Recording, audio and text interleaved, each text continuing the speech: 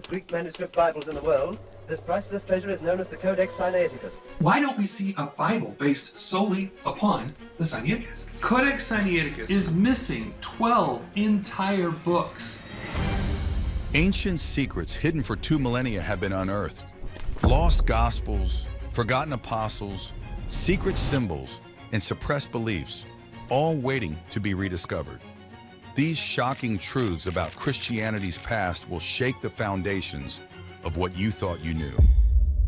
Lost texts discovered.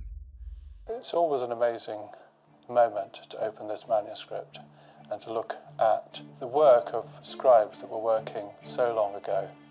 In the world of biblical archaeology, few discoveries have stirred as much excitement and debate as the Codex Sinaiticus. This ancient manuscript, dating back to the 4th century AD, is one of the oldest and most complete versions of the Bible ever found. But how was this remarkable text discovered, and what secrets does it hold? The story begins in 1844 at St. Catherine's Monastery, nestled at the foot of Mount Sinai in Egypt. German scholar Konstantin von Tischendorf stumbled upon a treasure trove of ancient parchments during his visit to the monastery. Among these fragments, he found 129 leaves of what would later be identified as part of the Codex Sinaiticus. Tischendorf's discovery was just the beginning of a complex journey for this ancient text. Over the next 15 years, Tischendorf made 2 more trips to the monastery. On his final visit in 1859, he was shown a complete copy of the New Testament, along with parts of the Old Testament. This was the bulk of the Codex Sinaiticus. The Codex Sinaiticus isn't just old, it's a window into the early days of Christianity. Written in Greek, it contains the earliest complete copy of the New Testament, along with parts of the Old Testament and 2 early Christian texts, the Epistle of Barnabas and the Shepherd of Hermas. This inclusion raises intriguing questions about early Christian beliefs and practices. The manuscript's age and completeness make it invaluable for biblical scholars. It provides crucial insights into the development of the biblical canon and the transmission of texts over time. Interestingly, the Codex Sinaiticus contains some differences from modern Bible translations.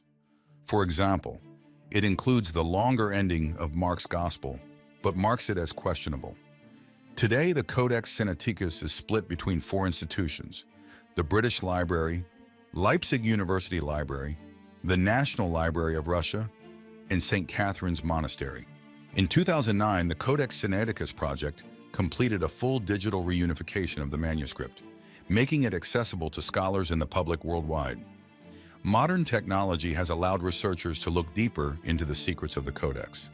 Multispectral imaging has revealed details invisible to the naked eye, including erased text and corrections made by ancient scribes. These findings have sparked new debates about the process of biblical compilation and transmission. The Codex Sinaiticus continues to captivate researchers and the public alike. Its pages hold not just ancient words, but clues to the beliefs, practices, and literary traditions of early Christianity. Now we encounter a very interesting figure, Barnabas. Who was this early Christian leader, and what role did he play in the spread of Christianity? The forgotten disciple. Barnabas, a key figure in early Christianity, played a crucial role in the spread of the faith during its formative years. Born Joseph, a Levite from Cyprus, he was given the name Barnabas by the apostles, meaning son of encouragement or son of consolation. This name change hints at his character and the impact he had on the early Christian community. Barnabas first appears in the New Testament in the Acts of the Apostles. He sold a field he owned and brought the money to the apostles, demonstrating his commitment to the new faith. This act of generosity set the tone for his future ministry and highlighted his dedication to the early church. It's worth noting that this occurred during a time when many early Christians were pooling their resources to support one another, creating a unique communal lifestyle that set them apart from the surrounding society. One of Barnabas's most significant contributions was his role in integrating Saul of Tarsus, later known as Paul, into the Christian community.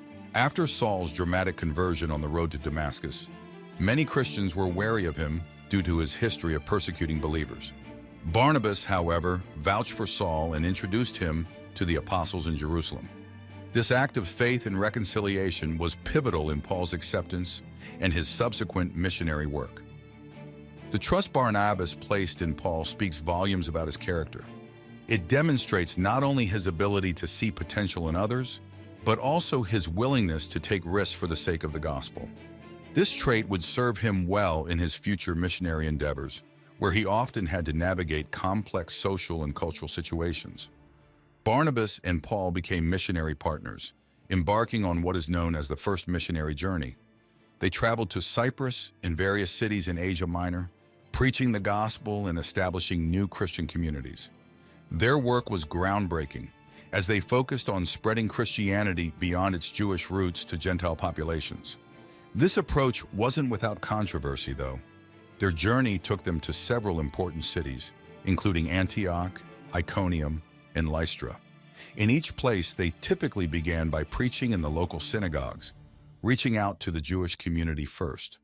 However, they quickly expanded. This dual approach helped bridge the gap between Jewish and Gentile converts, although it also led to conflicts with some Jewish leaders who saw their message as a threat to traditional Judaism. The missionary journey of Barnabas and Paul wasn't always smooth sailing.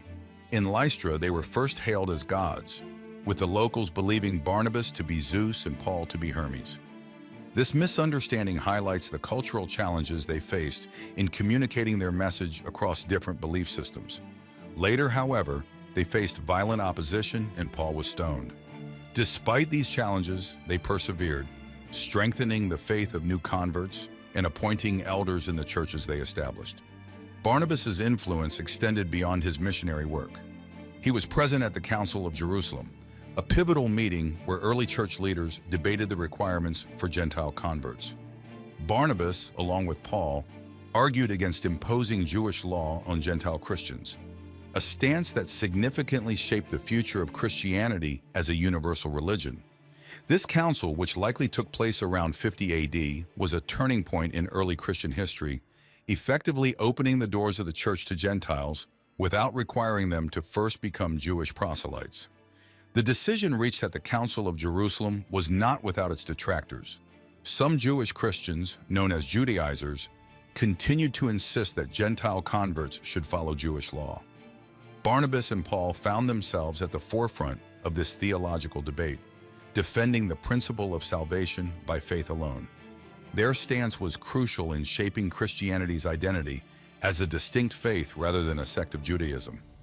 Despite their close partnership, Barnabas and Paul eventually parted ways due to a disagreement over John Mark, Barnabas's cousin. Barnabas wanted to give John Mark a second chance on their next missionary journey, but Paul disagreed. This led to Barnabas taking John Mark to Cyprus, while Paul chose Silas as his new partner. This split, while seemingly negative, resulted in 2 missionary teams instead of 1, further spreading the Christian message. This disagreement provides a humanizing glimpse into the lives of these early Christian leaders. It reminds us that even revered figures like Barnabas and Paul had their differences and faced interpersonal challenges. Interestingly, later writings suggest that this rift was eventually healed. In his letter to the Colossians, Paul refers to Mark as his fellow worker, indicating a reconciliation had taken place. While the New Testament doesn't provide details about Barnabas's later life, early Christian tradition holds that he continued his missionary work in Cyprus. Some accounts suggest he was martyred in Salamis around 61 AD, though the exact circumstances of his death are unclear. The traditions surrounding his martyrdom vary, with some suggesting he was stoned to death by Jews in Syria, while others claim he was burned alive in Cyprus. Barnabas's impact on early Christianity is undeniable. His role in mentoring Paul, his missionary work, and his advocacy for Gentile inclusion all contributed significantly to the spread and development of the faith. The Epistle of Barnabas, while not considered canonical and likely not written by Barnabas himself, attests to his lasting influence on Christian thought. This epistle, probably written between 70 and 132 AD, deals with the relationship between Christianity and Judaism, a topic that was central to Barnabas's ministry. Archaeological evidence related to Barnabas is limited but intriguing. In 488 AD, the supposed tomb of Barnabas was discovered near Salamis on Cyprus. According to tradition, a copy of Matthew's Gospel was found on his chest. While the authenticity of this find is debated, It speaks to the enduring legacy of Barnabas in Christian memory. As we explore the life and work of Barnabas, we gain valuable insights into the challenges and triumphs of early Christianity. His story raises intriguing questions about leadership, reconciliation, and the spread of new ideas in the ancient world. Barnabas's ability to bridge cultures, mentor leaders, and navigate complex theological issues made him a key figure in Christianity's transition from a small Jewish sect to a global religion. As we learn more and more about early Christian history, what other revelations about our past will we find? Turns out there's a lot. Humanity's hidden history. First, we are going to answer another question. Why isn't Barnabas as widely recognized as other early Christian figures? The answer lies partly in the limited information we have about him. Unlike Paul, who authored numerous New Testament letters, or Peter, who features prominently in the Gospels and Acts, Barnabas left no confirmed written works. His story is primarily told through the Acts of the Apostles, where he appears in 25 out of 28 chapters. This relative scarcity of direct information has led to Barnabas being somewhat overshadowed by his more prolific contemporaries. Moreover, Barnabas's reliability as a historical figure has been subject to debate among scholars.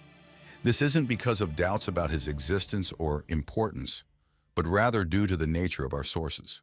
The Acts of the Apostles, while invaluable, was written decades after the events it describes and may reflect later theological perspectives. This time gap introduces potential inaccuracies or biases in the portrayal of figures like Barnabas. Another factor contributing to Barnabas's lower profile is the confusion surrounding texts attributed to him. The most notable is the Epistle of Barnabas, a work that, despite its name, is widely believed by scholars to have been written in the late 1st or early 2nd century, well after Barnabas's death. This misattribution has led to some confusion about Barnabas's actual teachings and beliefs. There's also a non-canonical text known as the Gospel of Barnabas, which has stirred controversy. This work, likely written between the 14th and 16th centuries, presents a version of Jesus' life that differs significantly from the canonical Gospels. Its late date and divergent content have led most scholars to reject it as a reliable source on the historical Barnabas or early Christianity. His story provides a window into the diverse and often contentious world of early Christianity. Through Barnabas, we see the challenges faced by the first generations of Christians as they grappled with questions of identity, inclusion, and the relationship between their new faith and their Jewish heritage. When we dig deeper into the history of early Christianity, we uncover a wealth of fascinating details that often go unnoticed in mainstream discussions.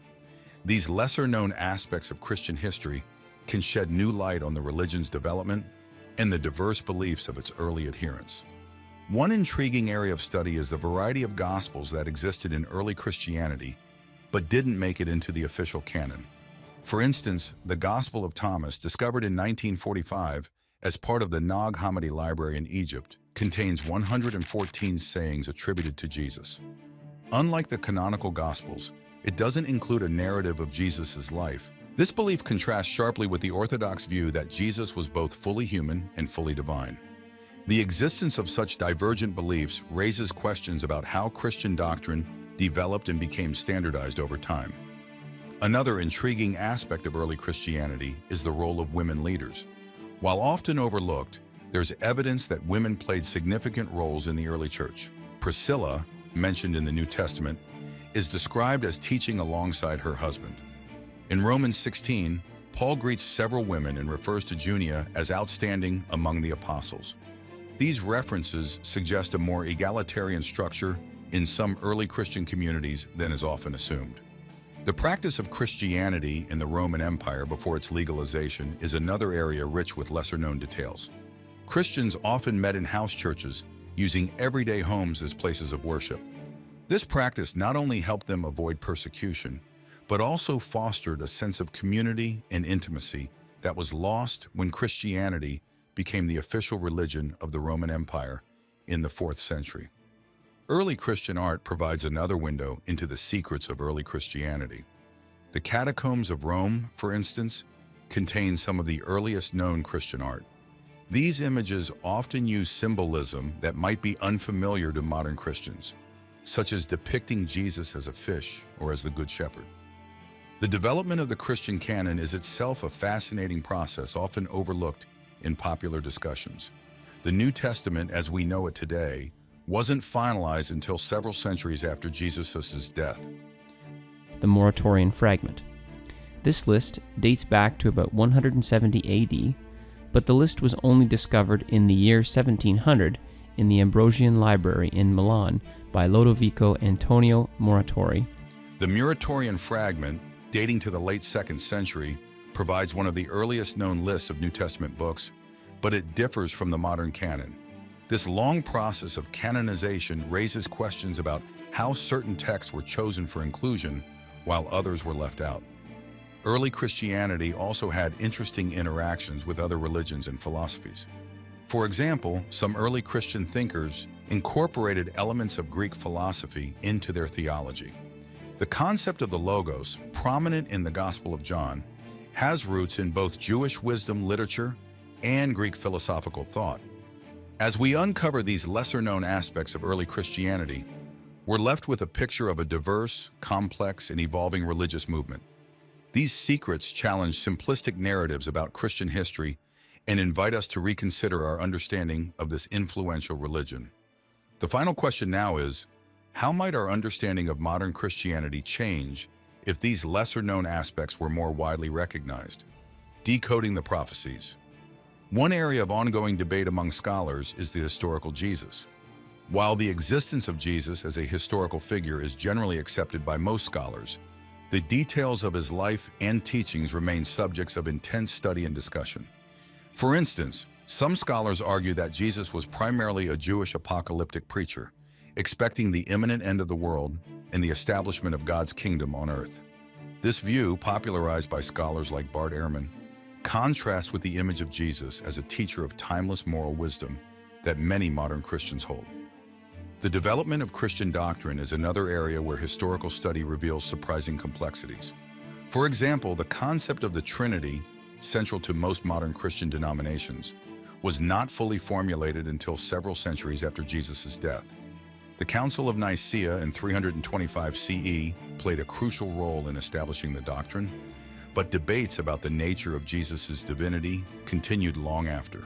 This gradual development of core doctrines raises questions about the nature of religious truth and how it evolves over time. Early Christian diversity is another topic that often surprises modern believers. In the first few centuries of Christianity, there were numerous groups with widely varying beliefs, all considering themselves followers of Jesus. The Gnostics, for instance, believed in secret knowledge, also known as gnosis, necessary for salvation, and often had radically different interpretations of Jesus' teachings. The Marcionites, followers of Marcion of Sinope, rejected the Old Testament entirely and believed in two gods, a lower God of justice who created the world, and a higher God of love revealed by Jesus. But what comes next will shock you and will break a lot of stereotypes about Christianity.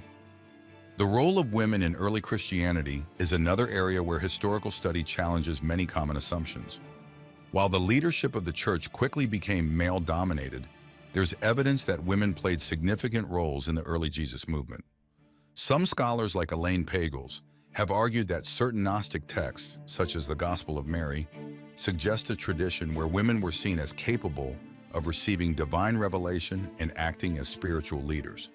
This non-canonical gospel, discovered in 1896 in Egypt, exists only in fragmentary form, with significant portions missing. Despite its incomplete nature, the surviving text provides intriguing insights into a version of Christianity. The gospel portrays Mary, believed by many scholars to be Mary Magdalene, as a prominent disciple of Jesus who received special spiritual knowledge and revelations. This depiction stands in stark contrast to the more limited roles typically assigned to women in many early Christian texts and later church traditions. In the Gospel, Mary is shown comforting the other disciples after Jesus' departure and sharing with them the teachings she received from him.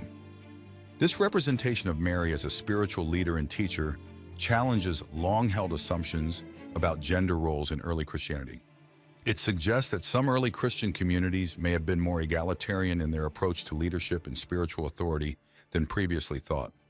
The text implies that women could hold positions of spiritual prominence and were trusted with profound theological insights. The Gospel of Mary's content challenges stereotypes of Christianity as an inherently patriarchal religion in several ways. Firstly, it presents a woman as a recipient of divine revelation, placing her on par with male disciples in terms of spiritual insight and authority. This contradicts the notion that early Christianity uniformly relegated women to subordinate roles. The Gospel also depicts Mary as a teacher and comforter to the male disciples, inverting traditional gender hierarchies. This portrayal suggests that some early Christian communities recognized and valued women's spiritual leadership, challenging the assumption that patriarchal structures were universal in early Christianity. Furthermore, the text hints at conflicts between Mary and some male disciples, particularly Peter, over her role and the validity of her teachings. This tension could reflect real debates within early Christian communities about women's roles and the nature of spiritual authority. The very existence of such debates implies that the question of women's leadership was not settled, and that there were advocates for more inclusive practices. Isn't that shocking? Do you think this is a real book? What could its integration mean for modern Christianity? The formation of the New Testament canon is another fascinating area of study that often surprises people. The process of deciding which books would be included in the Christian Bible was long and complex, stretching over several centuries. The first known list of New Testament books that matches our current canon doesn't appear until 367 CE in a letter by Athanasius, Bishop of Alexandria. Before this, different Christian communities used different collections of texts. Some included books that are now considered non-canonical, like the Shepherd of Hermas or the Epistle of Barnabas. Others excluded books that are now part of the standard New Testament, like Revelation or some of the shorter epistles. This long process of canonization raises intriguing questions about the nature of Scripture and how religious communities decide which texts are authoritative. The relationship between early Christianity and Judaism is another area where historical study reveals complexities often overlooked in popular understanding. While Christianity eventually developed into a distinct religion, the process was gradual and complex. Early followers of Jesus continued to worship in synagogues and observe Jewish law. The break between Judaism and Christianity was a slow process, influenced by factors including the destruction of the Jerusalem Temple in 70 CE, conflicts over the inclusion of Gentile believers, and theological developments within both communities. This complex relationship challenges simplistic narratives about the origins of Christianity and invites us to consider how religious identities form and evolve. The influence of Greco-Roman culture on early Christianity is another fascinating area of study. As Christianity spread throughout the Roman Empire, it inevitably absorbed and adapted elements of the surrounding culture. For example, the concept of the Logos in the Gospel of John shows clear influence from Greek philosophy. The development of Christian art and architecture also drew heavily on Roman models. Even the structure of the church with its bishops and dioceses mirrored Roman administrative structures. This cultural adaptation raises interesting questions about the relationship between religion and culture and how faith traditions change as they spread to new contexts. Two current scholars who challenge widely held beliefs in Christianity are worth talking about.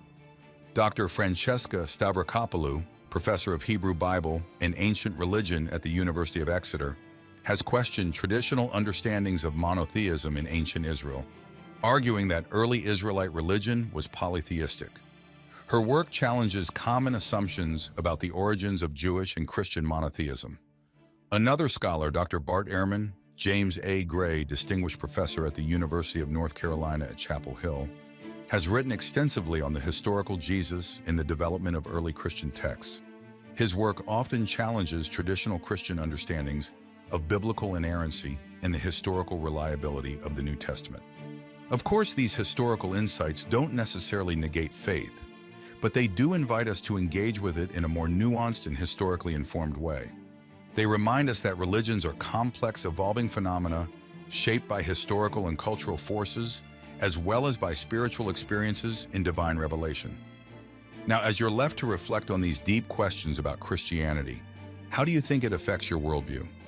The reason religious scholars focus so much on this is because the answers to this question may determine the course of one of the world's most influential religions in the years to come. If you enjoyed the video, make sure to give it a thumbs up and subscribe to the channel for more just like this. Thanks for watching, and we'll see you in the next one.